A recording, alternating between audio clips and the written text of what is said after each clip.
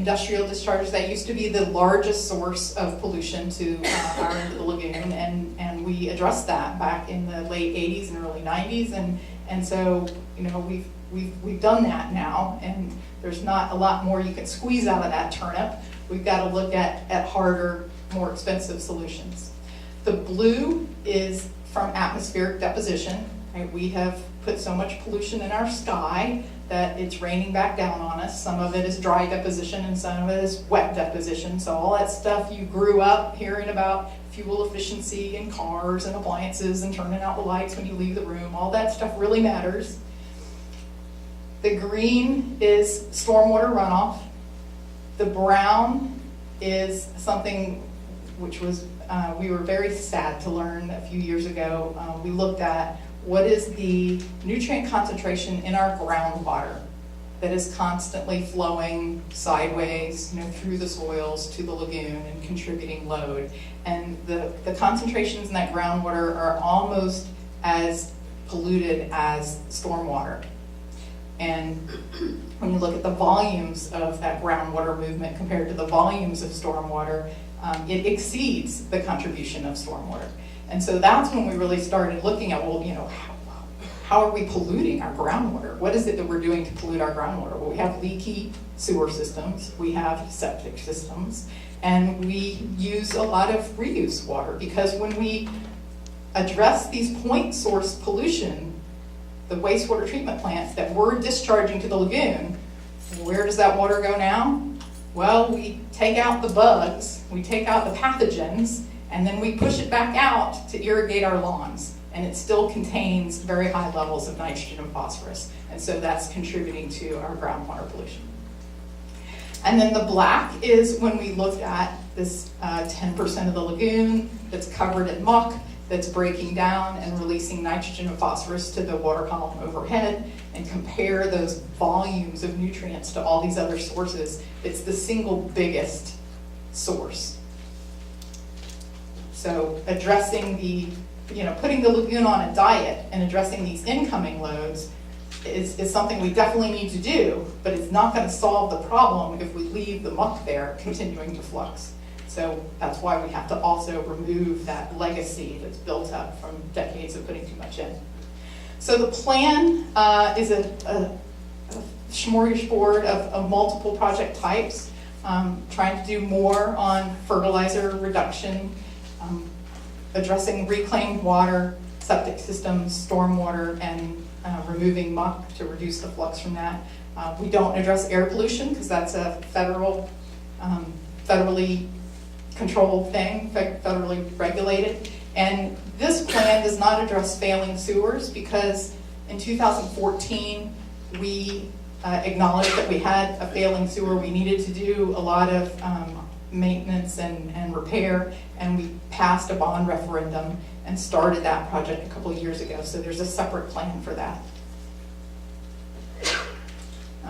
And so this is that separate bond referendum from 2014 out to 2033, 20-year plan, and you see, you know, it's front loaded here. Here we are in 2017. So by the end of this year, next year, we're going to have caught up with a lot of our capital needs in terms of leaky sewers, and then we'll work hard to keep up with it.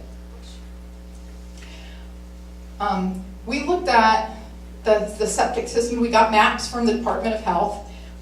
They thought there were about 90,000 septic systems in Brevard. We identified about 10,000 of those that have actually already hooked up to sewer. About 20,000 of those are on the part of the county that drains west to the St. Johns River. So there are about 60,000 that drain towards the Indian River Lagoon. And we borrowed some work done by Martin County, looking at prioritizing their septic systems, which are the most damaging to the lagoon. We didn't have all the information that Martin County had, so we simplified the Martin County method. We used these 5 criteria. I think Martin County had 10 or 12 criteria, but this was what we had available to us, and we wanted a plan quickly. So we ran through this to prioritize the worst septic. And so if you take those 60,000 septic systems that drain towards the lagoon, and you divide them into just 3 categories of distance from an open water connection to the lagoon. It's sort of a third, a third, a third. But if you look at the impact of these that are closest, they add up to about 70% of the total impact of septic systems to the lagoon. So we couldn't afford $1.2 billion to hook up all our septic to sewer.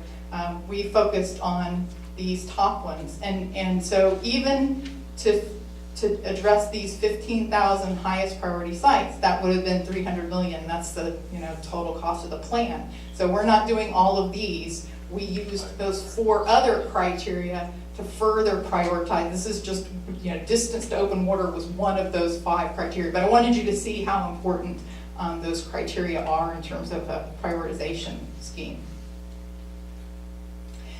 We looked at where the muck is, and these are maps that we got from the Water Management District.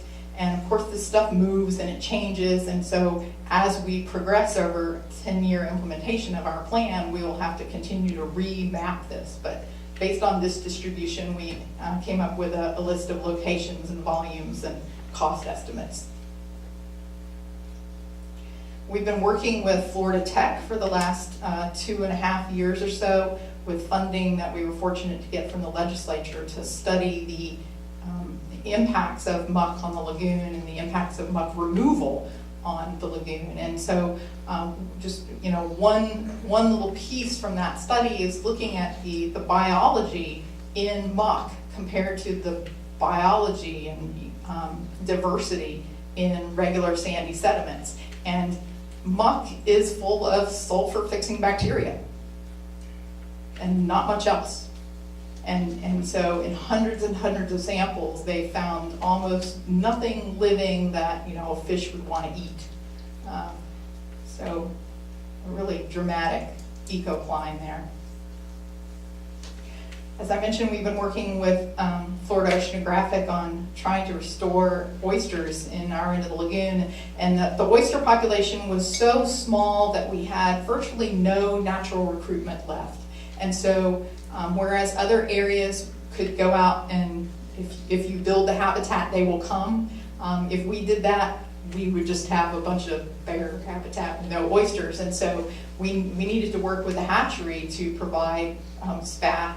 And we didn't know whether the water quality would be good enough for those baby oysters to survive. So we reached out to the community, developed an oyster gardening program, and we've worked with over 1,000 families who live on the waterfront who have raised baskets of baby oysters and weighed them and cleaned them weekly and reported data to us. That's what all these little green dots represent. So in a very short amount of time, we were able to collect a lot of data on oyster survival and growth and recruitment throughout the lagoon. And so based on this, we now know that oysters can survive in most of Brevard County.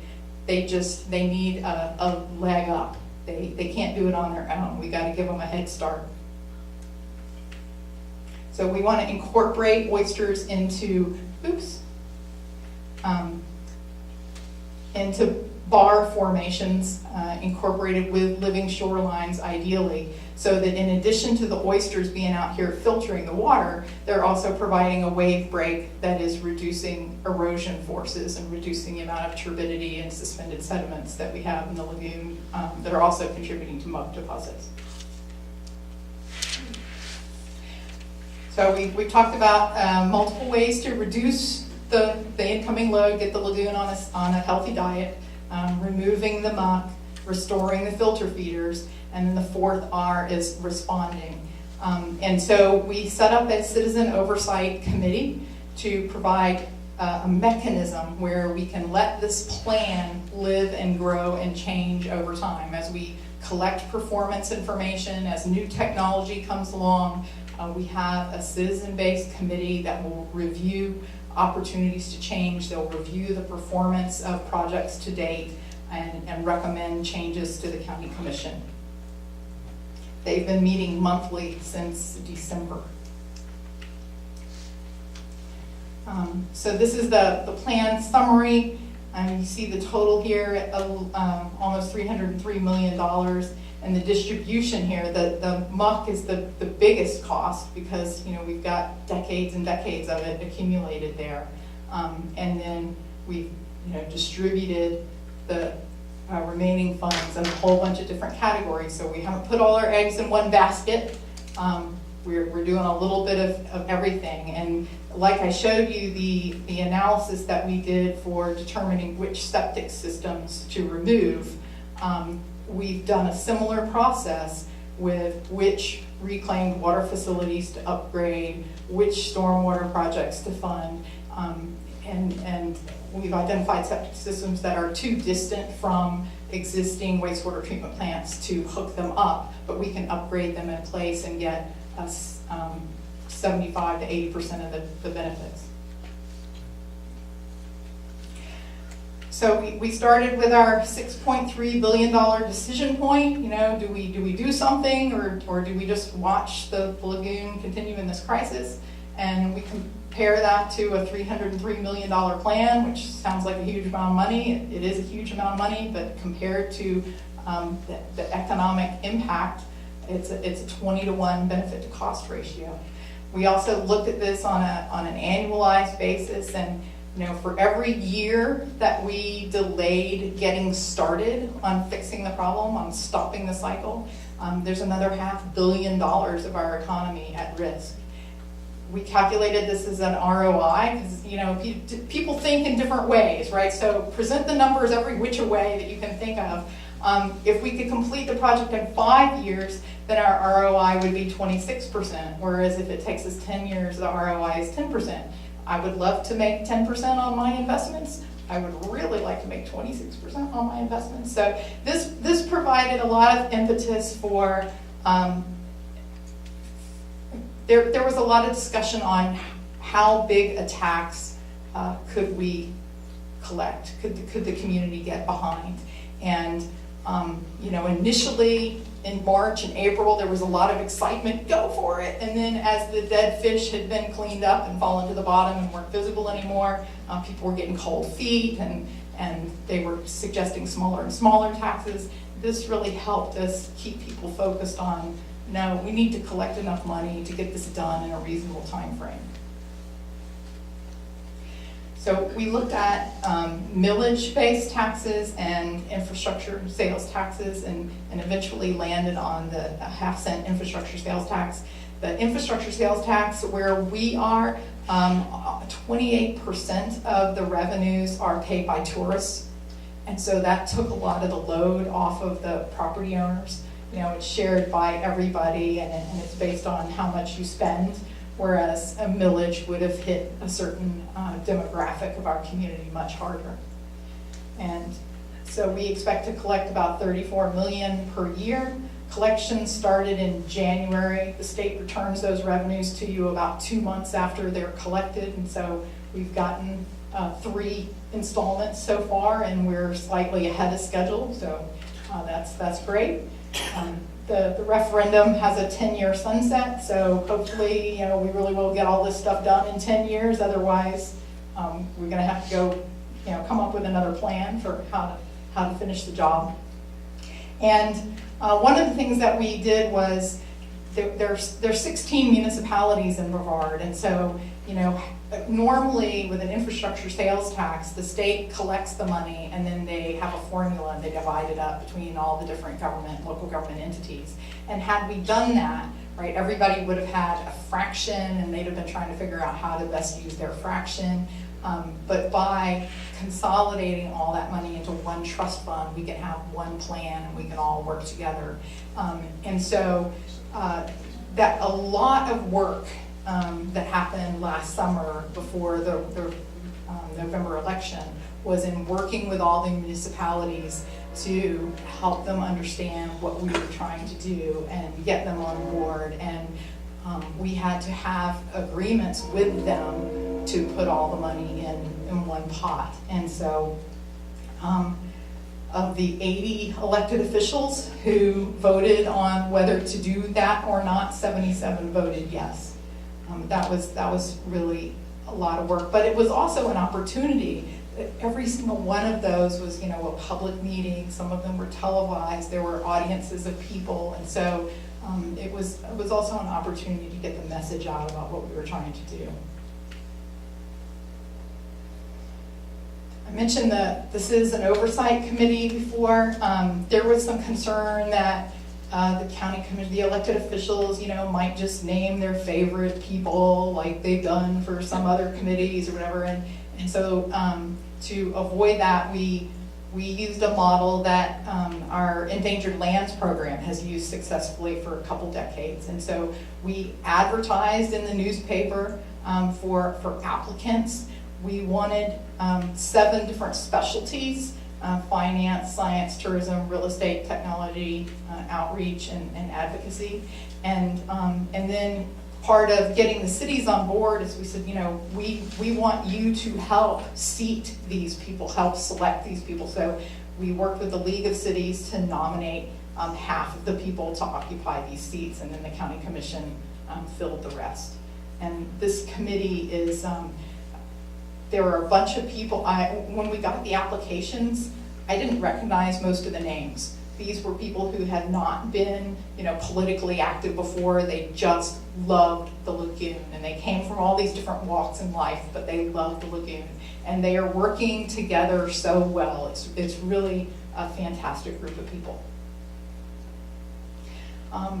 So the referendum passed in November with 62% of the voters, 193,000 votes, yes. And it was approved in every single voter precinct.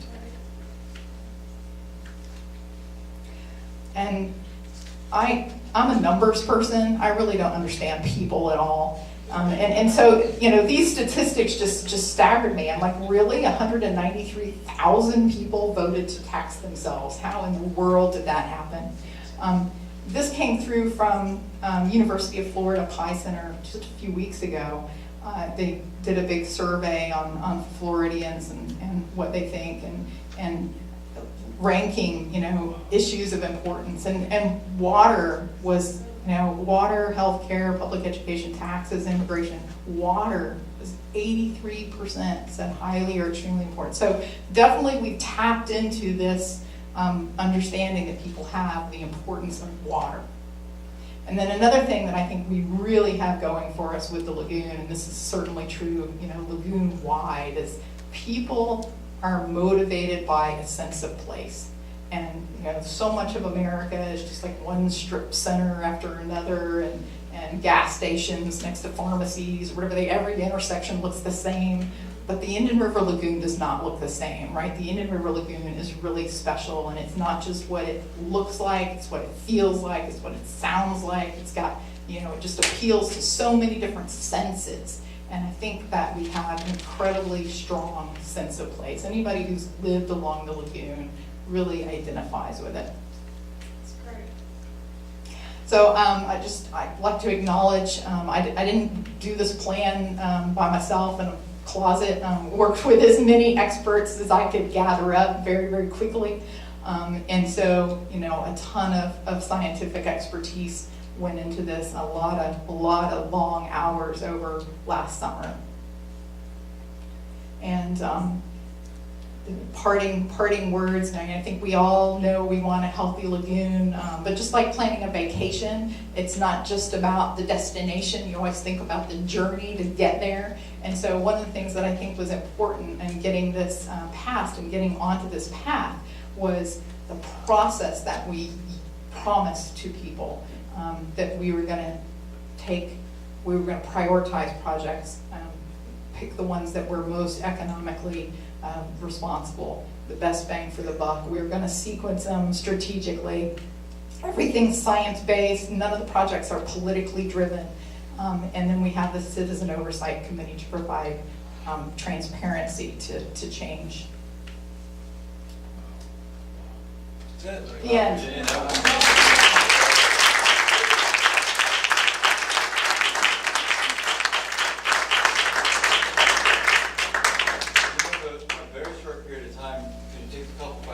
Yes, oh, definitely. You know what we need is an award, like a $50,000 award to somebody to come up That's, yeah, beneficial uses. They try to put it on land, they try to make bricks out of it, they try to, somebody can come up with something that muck can be used for. Grow trees. You know, maybe like, you know, $50,000 award somebody can come up with. You know, kind of like a lot of things, it'll never be paid, but maybe somebody out there can figure out something. So Virginia, just point to somebody that you Okay. like. Yes. If you had a major rainfall, like for a hurricane and heavy rain, would that improve your lagoon significantly? It really depends a lot on the timing of the rainfall and what the lunar cycles are doing, and so whether the water levels are already high in the lagoon or not, whether there was rain, antecedent rain conditions before that had already sort of flushed most of the pollution into the lagoon, so then you get another 8 inches on top, that's actually diluting things.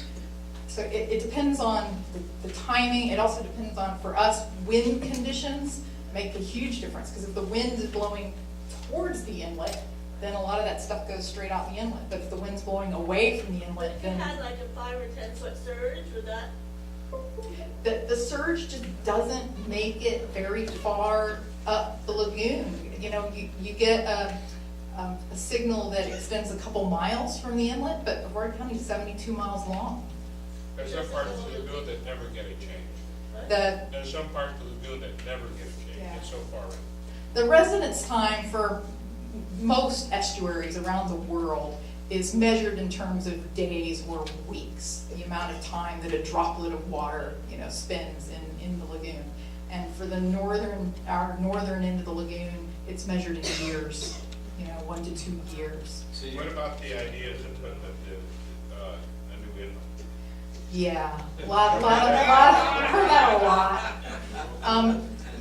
Yeah, and you all have experienced that, right? What happened when you had a bloom in your lagoon and you had an inlet, all right? It went out the inlet and onto your beaches, and now you got another nightmare. So we would take our problems of the lagoon, we would flush them into the ocean, and I can't, there will be all sorts of ecological impacts that we can't begin to understand about, you know, changing the dynamics of how our end of the lagoon exchanges with the ocean.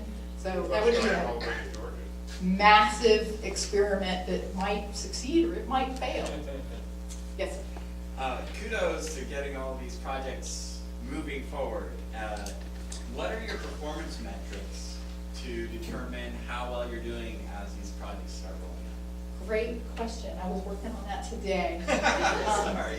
Yeah, so we're trying to look at, you know, the easier thing to measure is output, right? How many projects have you done? How many pounds of nitrogen? How many pounds of phosphorus did each one remove? And so I think we'll do a pretty good job of tracking that. But of course, the ultimate goal is the lagoon healthy?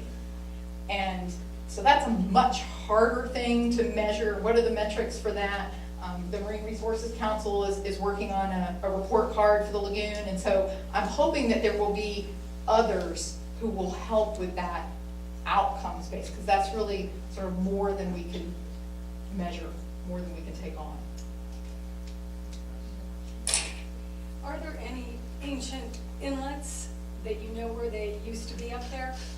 You can, yes, definitely. And you can tell from where what the shoreline topography looks like, and, you know, where those deltas are in the lagoon. But there's no indication that they stayed open for very long. It was a storm-based breach, and they would close back up. And we know from the history of trying to dredge Sebastian Inlet, you know, how many times it closed and how many, you know, man-years and how much dynamite and, you know, it took to open it, and how jetty extensions to stabilize it. And so we would have had temporary openings, but not long-term permanent connection. Thanks. Yes, sir. Virginia, I want to compliment you on the word, I guess, is maybe good, better, and different, accountability. I compliment you, that's a hard one to work with. And I also like to ask, I'm naive, I used to go up in your area a lot, beautiful part of the state, is this participation of the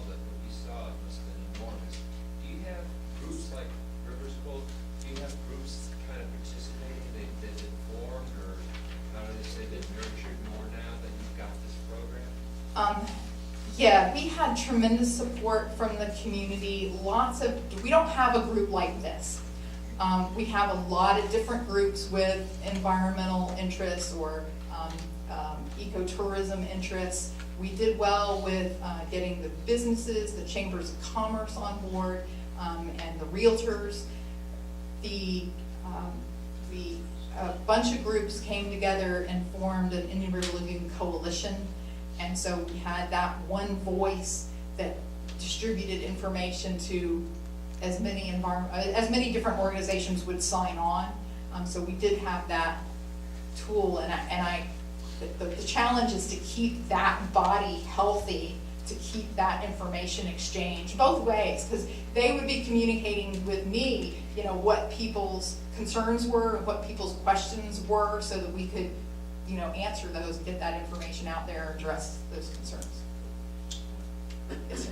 Yeah, so did you look at what result you would get if you were able to change landscaping and move away from a lot of lawns and sod into more native landscaping, and would that have a beneficial effect on the quality? We didn't look at it a lot. If you think about those pie charts that I showed, the major impact of landscaping is on stormwater runoff, and so that was 20 to 23, 24% of the pie. So, and stormwater runoff is picking up nutrients from a lot of other sources as well. So it's some fraction of that 20-something% of the problem. So, definitely, I want to encourage people, my yard's Florida friendly, I encourage people to go that way, but there's only so much we can, that alone isn't enough. Do you think, people overwatering though, is having an effect on the runoff? Yes, we had a meeting with Martha Monroe from the University of Florida, IFAS. She was hired by the NEP program to work with local governments and outreach organizations about, understanding people's interests and behavior and understanding of the lagoon system. And one of the top things that we identified is something that private citizens, everybody could do, was to look at their irrigation and irrigation overuse and, opportunities for water conservation. I think there's a big opportunity there. Thanks for bringing that up. Yes? When you're upgrading your reclaimed wastewater systems, is that able to address the problem, and I'm very new at all of this, to address the problem that we see in TC Palm about the bacteria in the muck that's related to liver cancer? So what is entailed in the upgrading of your wastewater, upgrading of your, of the irrigation water, of Right. reclaimed water? No, we're not adding any treatment for bacteria. We're adding nutrient scrubbing to the So you're getting process. rid And of so, yeah, so the nitrogen at the two worst facilities in Brevard, the concentrations are 19 and 27, and we're going to bring those down to 6. Does Brevard have the bacteria issues that we might have? If we do, we don't know it. We certainly have the E. coli issues, but we don't know that we have all of the same issues that you have. Thank you. You mentioned in one of your targets you were going to have an annual exchange. Is that possible in the northern end of the lagoon? That annual, the filter feeder, the Yeah, oyster okay, restoration target is right. to put in enough oysters that, using, the maximum oyster Capacity filtration for a oyster. day, right, is at 50. We scaled that down to 25. And so if each oyster is filtering 25 gallons a day, you look at the volume Okay. of water in our end of the lagoon. That's how many oysters it would, 20 miles of oyster bars should filter the volume of the lagoon each year. So we really would want, I think, you probably want oysters to be able to turn over the volume, once or twice a week, right? Once a year is nowhere, but hopefully that's enough oysters in the system that they will then be able to reproduce and sustain themselves, and those bars will build, and the population will build over time. We've just got to give them that head start. There's a person behind you. Oh, sorry. Marilyn, are you using the program of Mark's where they collect the oysters at the restaurants? And Yes. I wish we could have this all over Florida, and our visitors, I wish you would try to get that in your counties, because all those oysters are thrown on the garbage after you finish eating. And the program is to come and collect them in buckets and then reseed them, like you said, and put them back in the water. And Yeah. it's a wonderful program. So we're building our Shuck and Share program. One of the advantages that we have is there's a shuckery in town that provides all the oysters to southeastern United States Hooters. Go Hooters. So, yeah. We're collecting oyster shell by the dumpster load from I just wanted to interject what Virginia had said earlier too. Their coalition up there came together. Mr. Lamb and Wayne Mills and several folks that were familiar with our organization came and asked, and I brought all of our information up to them and sat down for about 4 hours, and that was kind of the very beginnings of those different groups coming together. So they had an idea of what we were doing here, and they wanted to see how it might work for them.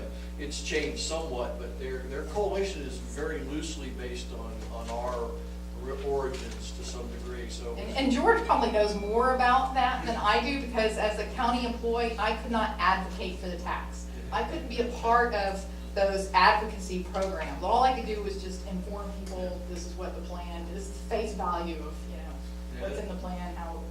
There was a lot of work that all of those organizations did. They did a tremendous amount It of was work. an amazingly heavy lift. They came together. I mean, they all worked so well together. I mean, it was really, it was inspiring to see some of the things that they actually got done. So, It takes a village. yes, it does. Good bunch. And we're allowed to put your PDF file, your PowerPoint up on the Sure, website? Great, yes. we'll have it up shortly then, so for all of you that did. Good, I'm glad I got that slide corrected. Thank you very All much. right, thank you.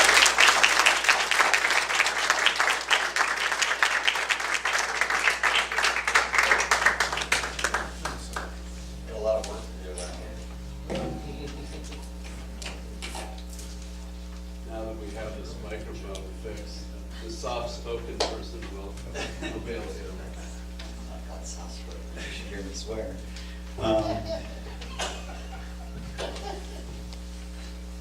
So let's see, we don't have Marty Baum here today. What's going on with that? think He's Marty's he's at out the- of- he's out of the West Coast. Right. The Riverkeeper Annual Riverkeeper event. meeting. Waterkeeper Alliance.